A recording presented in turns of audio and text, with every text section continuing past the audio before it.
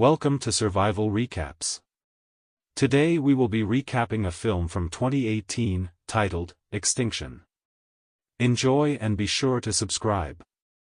The movie starts out with the inner voice of our protagonist, Peter, as he is walking to work, questioning the nature of his reality. He looks up to the sky, and it is suddenly night. We then see a group of people in uniform, walking towards a building, and then suddenly there is a bright light in the sky, causing everyone to look up.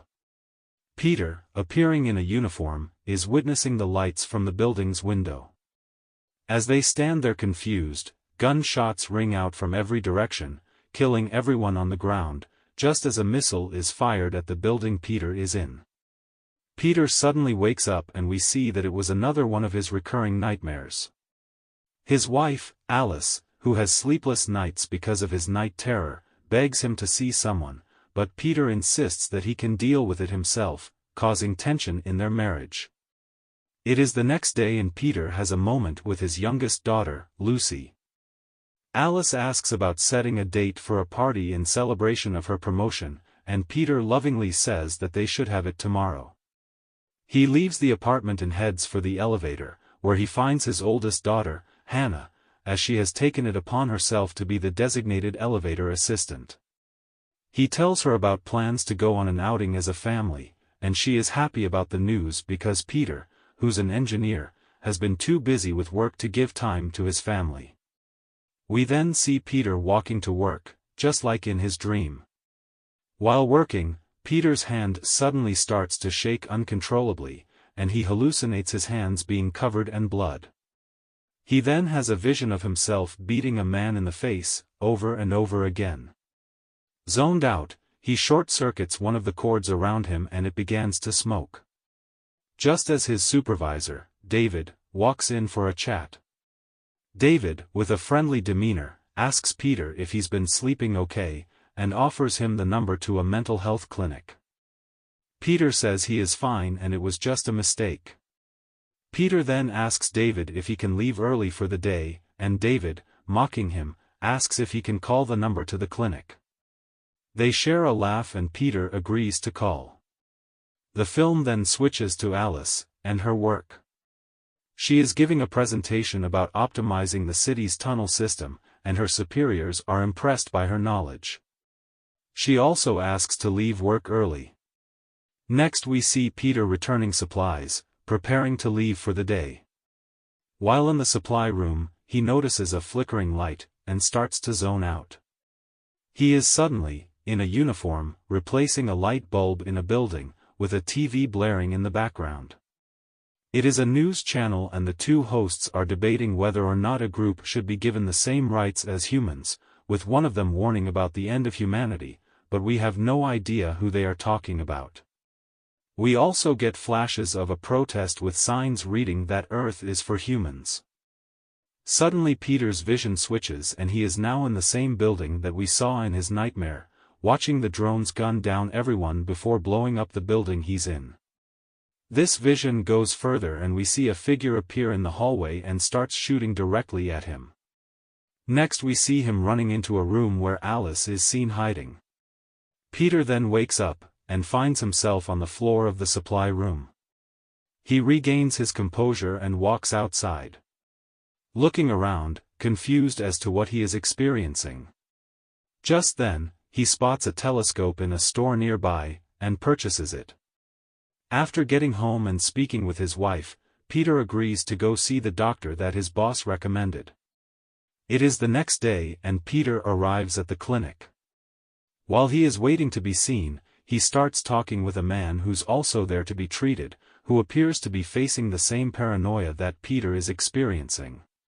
The man tells Peter that something is coming, and when Peter asks what he means by that, the man talks about the lights in the sky, and people in the streets dying. The man claims that they don't want them to know what's coming. Before leaving to be seen by the doctor, he tells Peter not to believe them. Peter stares at a picture, sensing some déjà vu, and then it triggers another vision. This time it is daylight, and he sees the lights in the sky. He, his wife and his boss are walking together holding rifles, and the area looks post-apocalyptic. His boss, David, then remarks that they will be back, as they look at the lights flying away in the sky. His vision ends, and he quickly leaves the clinic, and goes home. When he gets home, he tells his wife that he left the appointment, and tells her that he believes his dreams and visions are warnings about something that's going to happen. Alice looks at him in disappointment, and walks away, getting ready for the party they are hosting. During the party, Alice is talking with her friends, and it is clear that they are aware of Peter's mental state, telling her it will all work out soon. Peter walks to the balcony where he set up the new telescope, and starts to search the sky. Ray then appears, saying he was sent over by his wife, Emma. The two start chatting, and in an attempt to give Peter advice, Ray tells him that instead of looking up there, he should probably focus on his family. It is then that flashes of light appear in the sky. Peter, who isn't sure what is real anymore, asks Ray if he's seeing this. Ray tells him of course he's seeing it.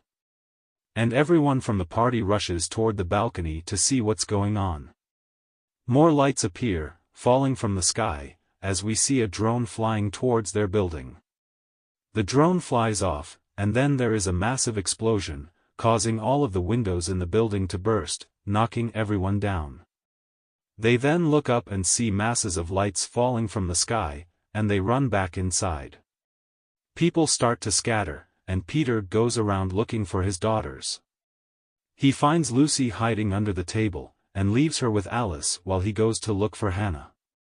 Ray is also looking for his daughter, and the two of them rush back to Ray's house to check for them. As Peter walks into one of the rooms, he sees a bright light right outside the window. Suddenly, a huge drone appears, and starts shooting.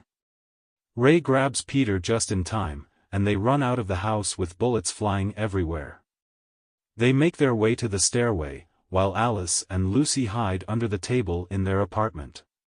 Peter and Ray are now on the floor below, and are prying open an elevator, believing that the girls must be there.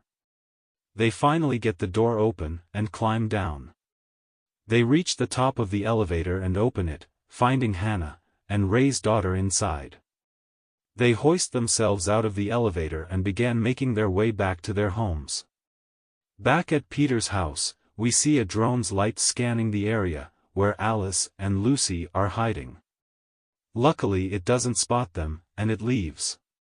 Peter returns with Hannah, and Alice takes the girls to hide out in a closet, while they figure out what to do next. When Alice returns, we see that something is trying to break through the barricaded door, as Peter struggles to keep whatever it is out. Alice rushes over to help him, and eventually whatever it was, stopped. Suddenly, a knife appears through the wall of the apartment. While this is happening, their youngest daughter, Lucy, has left the closet, and is back under the table with her talking monkey. As the alien continues to cut into the apartment, Alice and Peter run back into the room where both girls were supposed to be. They soon realize that Lucy is missing and run back to find her. We can see that the alien has made its way into the home, and here's Lucy's toy. It kneels down under the table, staring right at her. Its face appearing as a mirror. It reaches out its hand to touch her face, when it is attacked by Peter. Peter knocks the alien's gun out of its hand and they began to fight. Eventually, Peter is pinned down, with a knife seconds away from killing him. Suddenly, Alice appears with a bat, and starts to viciously attack the alien, until it stops moving, causing its facial armor to crack. Peter takes the gun, and the four of them head towards the stairway, making their way to the roof. Once they get to the roof, they realize that Ray and his family are also there. It is here that they get full view of the destruction. Everything has been bombed. While on the roof, they can see people in the building across from them, screaming for help. It is then a drone appears, bombing the others, before making its way over to their building, to scan for people. They manage to hide, and the drone flies away. Ray thinks that they should use the scaffold to lower themselves to the ground. They are apprehensive but agree, and they all get on it, and start to descend. Unfortunately, the weight is too much for the scaffold and it starts to break. Thinking quickly, they all jump out and onto the nearest floor, making it just in time before the scaffold fell to the ground. They all start to settle down, and we can see Peter trying to figure out how to work the alien gun. At the same time, back in Alice and Peter's apartment, the alien that they fought has regained consciousness, and uses a holographic map to track his gun directly to their location. Alice, with fear in her voice, asks Peter if he's ever seen her and the girls die in a vision. Peter stares blankly, and we are then shown another vision. This time, he is standing in a doorway, as Alice looks at him while hiding in a corner, with gunshots in the background. Suddenly a figure appears behind Peter. The vision then flashes to someone approaching his daughters, as they are outside, surrounded by dead bodies, crying and asking their mother to wake up. As the figure moves closer to them, we see Hannah jump up with a gun and points it at whatever was approaching them, and the vision ends here. Before Peter can tell Alice anything, they are interrupted by Ray, who calls them over to talk about their next move. After talking, they devise a plan to try to make it to the factory, which is 10 blocks away. Peter says that there is an underground storage space that is like a fortress under the building. Alice and Emma tell them that if they can make it to the tunnels, which is about 2 blocks away, they can use the tunnels to make it to the factory, safely. Right then, a red light appeared outside and in a blink of an eye, the room had been bombed. Emma appears to be wounded, on the floor, and Ray is nowhere to be found. Ray's daughter runs towards the bombed window to look for her father, and she accidentally slips, but is caught by Emma. Just then, another drone appeared and started firing into the building, killing both Emma and her daughter. Peter and his family run out of whatever is left of the room, and make it to the hallway. While in the hallway, they spot 2 of the aliens headed straight their way and they quickly hide behind a wall. Peter has the gun, trying to get it to work. He notices wires nearby, and quickly reaches into the hallway to grab it, catching the attention of the beings nearby. As they quickly approach, Peter gets the gun working, and shoots, killing both of them. Suddenly, another one pops out from behind him, and he quickly shoots, killing him too. The family then heads out to the tunnels. Once outside, they watch in horror as they see a group of aliens, dragging a man. Suddenly, a group of people armed with machine guns appear and start shooting, killing them, before trying to shoot down a drone above them. The drone was too powerful, and they were quickly killed. While this has happened, the other alien has found his dead companions in the hallway, and is still tracking the gun. The family continued to make their way to the tunnel hatch. After finding it, Peter tries to open it while the family hides nearby. Once he gets the hatch open, they start to make their way one by one. Hannah goes first, and then Lucy. As Lucy is on her way, she sees the drone nearby and goes into shock, unable to move. As the drone spots her and starts approaching, Alice rushes over grabbing her, and they rush into the tunnel hatch, while bullets ring out all around them. They all make it into the tunnels, and they rest for a second. It is then that Alice realizes that she's been shot. They try to hurry through to get to the storage area, but Alice is too weak, and is quickly fading. Peter begs her not to leave them, asking her to fight. They stop for a while to give her a break, and then suddenly the alien that has been tracking them appears behind Peter, and the two start to scuffle. During the fight, a pipe gets broken and smoke fills the area. Peter picks up the gun and starts shooting into the smoke ahead of him, with his family behind him. Eventually the being emerges from the smoke, and Peter knocks him down and holds him at gunpoint. Peter then starts screaming at him, asking why he wants to hurt his family, while staring at his broken headgear. The being then slowly removes his gear, revealing himself to be human.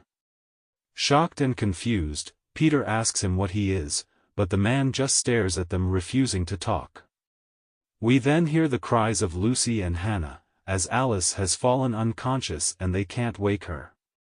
Peter gets an idea and he orders the human alien to carry Alice the rest of the way, while holding him at gunpoint. They arrive at the storage entrance, and Peter enters the code. When the door opens, they are surrounded by guns, but quickly celebrate when they realize it's their own people. David, Peter's boss, is there and he tells them that they have been expecting the invasion for a while. They all rush to tend to Alice's gunshot, as the enemy is getting closer. A medic pulls out a weird device that emits electric pulses.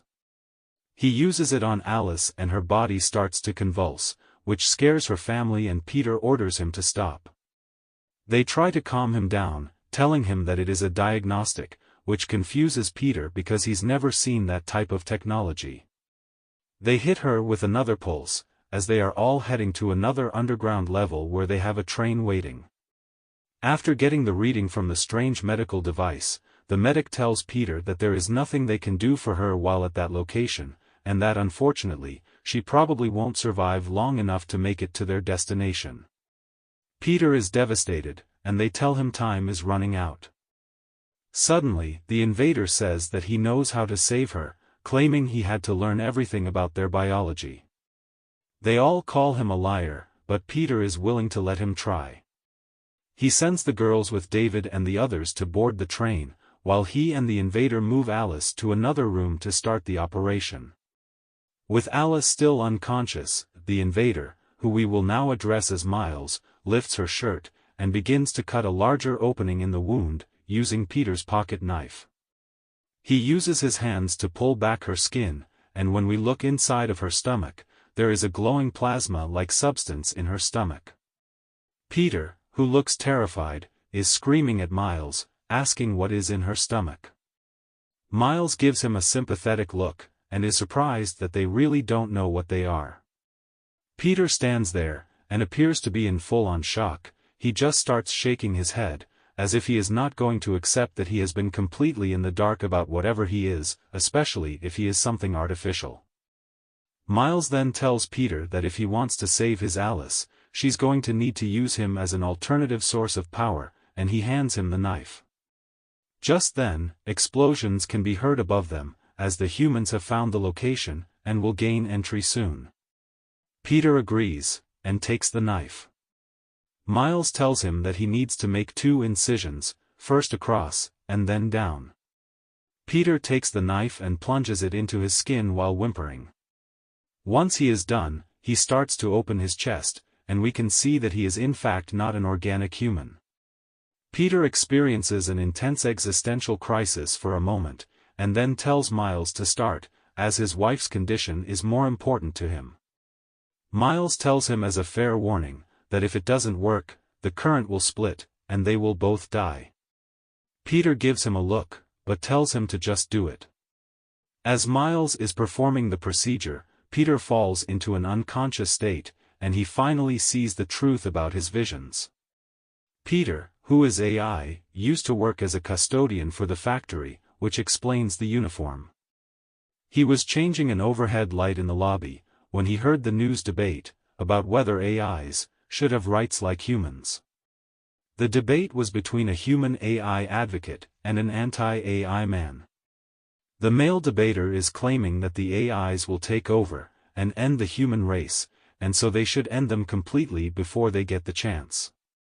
At this time, AIs were suddenly starting to develop apparent emotions, and one even hurt a human, although it was in self-defense. We then see the full flashbacks of the protests, where the signs are anti-AI, calling for the government to terminate them all. We then see Alice, who is also a custodian AI, in uniform, and she is being berated by a woman for dropping something. The lady calls her a stupid synth, as in synthetic. Peter approaches her after the incident and helps her pick up her products. She stares at him, and then asks why he just helped her. And he says that he doesn't know. The scene shifts and we can see Peter and Alice, staring out of a window at the human protesters, who are chanting that they will not be replaced. Alice asks Peter if they will be safe, and he doesn't respond, he just stares blankly and takes her hand. The scene shifts again, and now we see Peter, recalling the beginning of his nightmare, where he is standing in the building's window, and the bright light appears right before everyone outside is killed. Peter starts to run through the halls, and he is searching for Alice. He finds her in a room hiding. He tells her it has started, the humans have decided to end their kind. He tells her that they need to go, and suddenly a soldier appears with a rifle in hand. Peter uses a tank to take him down, and shoots him, and 2 others. Another soldier appears and starts to attack Alice. Peter grabs him up and begins to punch him over and over, until Alice pulls him away. This is where he got his bloody hand in his vision. He picks up a gun and hands it to Alice, and then he picks up another one and hands it to an AI woman in the group around him. He tells them that it's time to fight. We then see Peter, David, and Alice walking around, with the entire area in ruin. There are dead humans everywhere, and another AI man remarks that the sweep is over, and there are no humans around. Just then we see lights flying away in the sky, and they speculate that that was the last departure of the surviving humans who escaped in spaceships. David comments that they will return to Earth, because humans can't just let things be, and he says that some of them have to stay ready, meaning their memories will be intact. While walking around, Alice and Peter see 2 little girls, crying over the death of their human parents. This is how they met Lucy and Hannah, who are also AI. After getting Hannah to calm down, the 4 walk away together. We then see them at the mental health clinic that David visited before. They sit him down in a chair, and the assistant tells him that they won't remember any of the war, and that the 4 of them will know each other as family. After their procedures, the 4 walk into an apartment, and we can see that it belonged to humans who were anti-AI. Peter finds a pocket knife, which happens to be the same pocket knife that he carried every day since. The apartment now belongs to them. His flashback ends, and he wakes up. Miles is sitting nearby, and he tells him that the procedure worked. Peter walks over to Alice and is excited to see Alice breathing. Miles remarks that he wouldn't call it breathing, as she is AI. Peter then tells him that he remembers everything now, saying that they erased their memories to live in peace. Miles remarks that humans don't have that luxury. He then lets Peter know that it was his grandfather's generation that they fought before.